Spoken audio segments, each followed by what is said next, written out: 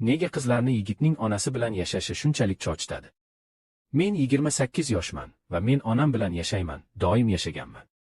Otam men 17 yoshimda vafot etgan. Shundan keyin onam 2 marta infarkt bo'ldi. Bir nechta operatsiya o'tkazdi. Hozir nogiron. U yotib qolgan emas, uy ishlarini o'zi qiladi, lekin baribir men u uchun xavotirdaman. Qolaversa, hammamizga shunday qulay. U deyarli tashqariga chiqmaydi. Barcha narsani uyga men olib kelaman. Poliklinikalarga ham men olib boraman. Pollarni yuvaman, plesos qilaman, chunki unga egilish qiyin. Kir yuvilgach kiyimlarni yoyaman. Onam ovqat pishiradi va jismonan og'ir bo'lmagan ishlarni qiladi, kiyimlarni dazmollaydi. Uyimiz juda toza, ishdan kelishimga har doim mazali kechki ovqat tayyor bo'ladi. Otam vafotidan keyin dachamizni sotib, mening nomimga kvartira oldik, uni ijaraga beraman. Keyin yana bitta kvartirani ipotekaga oldim, deyarli to'lab bo'ldim, uni ham ijaraga beraman.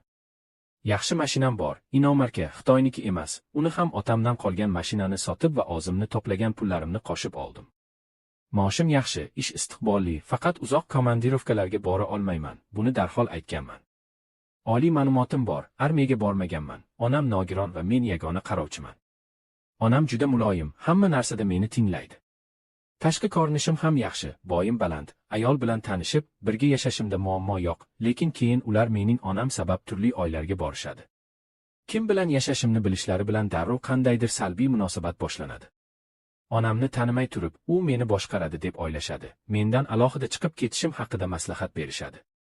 Men hozircha umuman uylanishni rejalamayapman, lekin agar qaror qilsam, kvartiralarimizni sotib, yana bir kvartirani qo'shib, onamga ham, oilamga ham joy yetadigan uy olaman. Bu rejalarimni 2 qizga aytgandim. Biri darrov ustimdan kuldi. Bunday shartlarga rozi bo'ladigan ahmoqni topolmaysan dedi. Ikkinchisi esa uning fikricha erkak 20 dan keyin alohida yashash kerak. Aks holda u erkatoy dedi. Shu bilan birga tanish qizlarimning yarmi, balki ko'proq ham ota-onasi bilan yashaydi. Hatto 90% biror qaror qilishdan oldin onasiga va dugonalariga qo'ng'iroq qilmay turib ish qilmaydi. Men onamni hech qachon tashlab ketmayman, u uchun xavotirdaman. Ish kunidan keyin unga mahsulot olib borib, keyin o'zimnikiga borib, ikkala joyda ham uy ishlarini qilish men uchun juda qiyin bo'ladi. Nahotki menga oila qurish uchun qiz topish shunchalik qiyin bo'lsa? Maslahat bering.